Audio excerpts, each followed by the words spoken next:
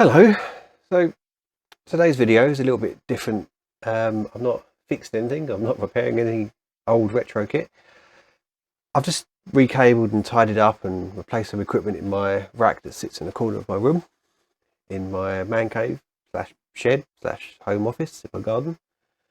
So I thought I'd run through, show you what I've got running in here, my thoughts on why I have what I have running in here, and what each device does. So it's round about a half height rack, maybe not quite, it's around about 20U. Standard network equipment, not quite a server rack because it's not that deep. It's quite shallow compared to a proper full-size rack.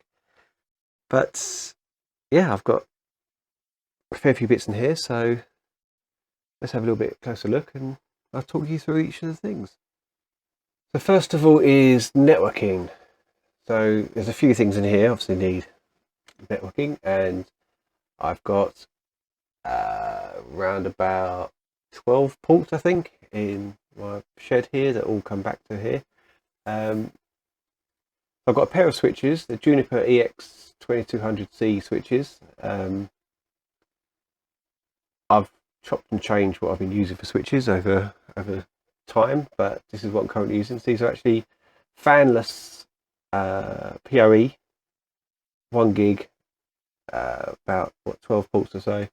I managed to score these for nothing. They've been chucked out because they were end of warranty, and no, they work quite nicely.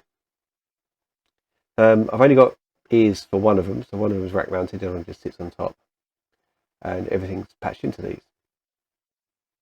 They are linked together with these two blue cables, which creates a virtual chassis, so it acts just like one big switch with a 2 gig connection between them. And one of those cables might be slightly flaky. As I move that, and that light went off. Homemade cables, you see. Anyway, so that provides all my local networking. Next thing down is an A10 ATEN HDMI matrix. Again, this was scored out of a office being shut down and kit being chucked out. It's got 8 HDMIs in, 8 HDMIs out, and you can map anyone to anyone. You can have one in and all 8 be the same outputs, or you can mix and match them all in a matrix. Nice little device, 1080p. I have, going into this, I've got a few consoles. I've got Mega Drive, original Xbox, an Xbox 360, a Wii, a Dreamcast, and such, going in via HDMI converters or whatever format they started in. They come out as HDMI and go into here, and the output, one goes into this amp and one goes directly to the TV I've got on the wall. And the amp then goes off to a projector I have. So let's go down to the amp.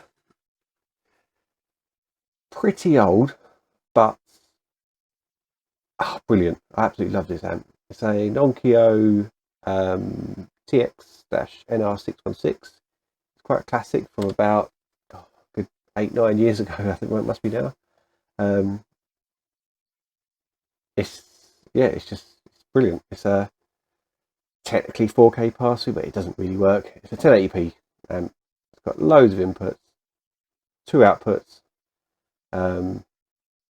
It's THX compliant. It does pretty much any audio format you can think of that goes into it, apart from Atmos. It predates Atmos. This has got quite a few inputs and a couple of outputs, but I'm routing it all via this A10 HDMI matrix. So I've got a PC that comes into here, and then I've got an output from here which goes into the PC input of this. I've got an output here which goes to the game input of this, and then the outputs of this go to a projector, and output here goes to the TV. So it can get a little bit complex, but it's very flexible. I can literally route any input to any output. If I'm watching Plex or Sky Go or something on a PC, then it decodes all the audio here, and I can send it either straight to the TV or to the projector. Next up are my servers. So I've got 3 little baby Lenovo Think servers, RS140 model. Pick these primarily because the rack is not very deep. I've only got about 40 centimeters or so to play with for any equipment that goes in here. So I couldn't put a full-size proper server in. These are Xeon.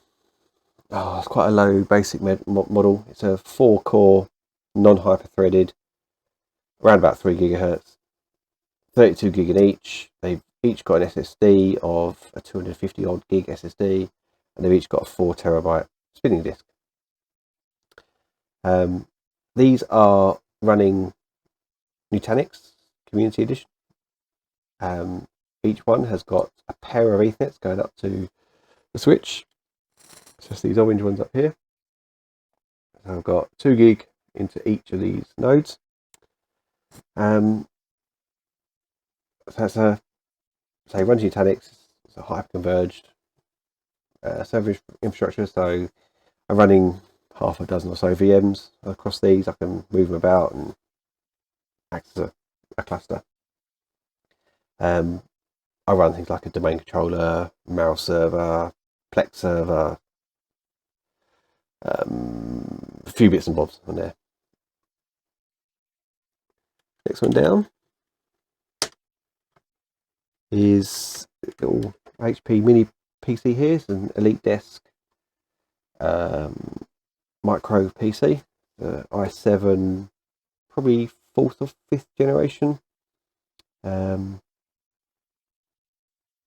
Fairly decent spec, little tiny PC, size of a little, 2 DVD cases, and that is my Plex player. That is hooked up into the amp, and all the movie and TV playback I do goes onto this machine here. I've got a wireless keyboard and mouse plugged into that. And then lastly is a QNAP. It's a TS-653A NAS. This has literally in the last 24 hours replaced a server I used to have here, which was an HP micro server. I don't know if you remember these. Oh, if I grab it here, this little thing here, that's very low spec AMD, is it Turion processor? I can't remember now. A few drives in it, but that was yeah, basically replaced that with this now. This has got 8 terabyte drives. RAID 6 gives me a capacity of 4, which is about 30 odd terabytes of space. I can handle any 2 failing. RAID 5s are well and good. You get an extra 8 terabytes of space, but if one drive fails, then you're fine. Everything carries on working, but you order a new drive. If something else goes wrong in the meantime, before that drive turns up, you've lost everything. So I've got RAID 6, so I can handle 2 drives failing. So hopefully if one goes wrong, I've got time to order it, replace it, and then rebalance the data. Because people don't realise that once you put a disk in it, especially if it's 8 terabytes, it can take hours or days to rebalance the data on the disk. So, and when you replace the disk, it stresses all the other disks out while it rebuilds the data off the other disks, or the parity data. It rebuilds the disks up. So people don't realise that. RAID 5, don't do it. Do RAID 6 or something different. A bit like, so these here, any one of these nodes I can handle failing. Any one of the disks in these nodes I can handle failing. Don't care. It's the Nutanix here works out the redundancy and how it balances the data. And then the very last thing, right at the bottom, you can just see is a APC PDU 8-way, 1 power in, 8-way out. It actually does have, you just can't quite see it. It's got a little let's move the camera. It has a little ammeter down there So I'm using between 1 and 2 amps at the moment. It's manageable, as in I can log into it and monitor stuff, but I can't remotely turn things on and off. But yeah, just a little PDU there.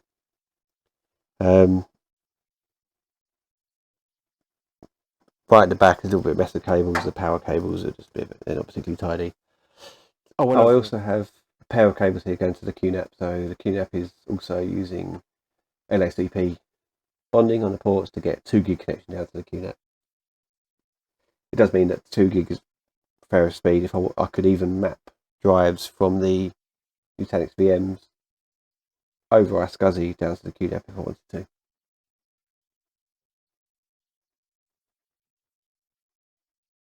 One other thing I'm running on these is Nextcloud. Highly recommend that if you want to run your own version of Google Drive or OneDrive and Google Photos and all that. Nextcloud, I think it's a fork of OneCloud, but it's really good. Highly recommend it.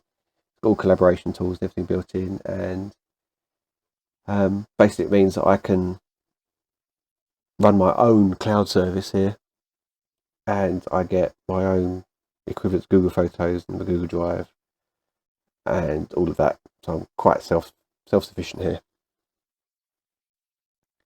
One thing I don't have in this rack is my internet connection. That is in the house, and I will cover that in a new video. Oh, one other thing I've got actually is coming out of the amp to the projector is a HDMI to Cat5 converter. Because then on the projector I've got the opposite way around. I've got a Cat5 to HDMI converter that plugs into the projector. It lets me run HDMI over a bit of network cable, which is a lot easier than running like a 15 meter, 20 meter HDMI lead. So that's about it, I think. Oh, at the top I've got 3 fans at the back there which point upwards. I've got a little gap here where I've got just a piece of MDF on top, which has got an IBM PS2 sitting on top. But yeah, there's a gap here that the fans can blow air out of any direction.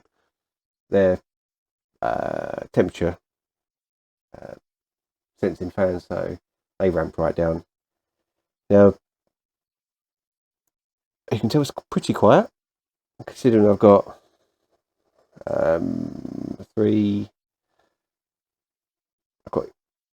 9 hard drives and 3 servers and a PC and all sorts of here running.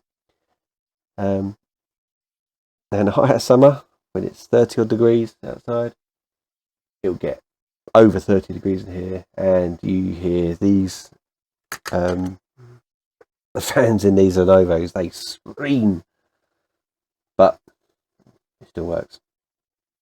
I've not had this QNAP experience in hot weather yet, so it'll be interesting to see. But again, that's got 2 big 8cm fans on the back and a small power supply one. I think it'd be fine. The switches, they're fanless, so there's a big heatsink on the back, but it seems to be absolutely fine, no matter if it gets hot in here. There we go. That is my setup I have. It's a relatively shorter video today. Just thought you might be interested. Thank you very much for watching, and I'll see you on the next video. Goodbye.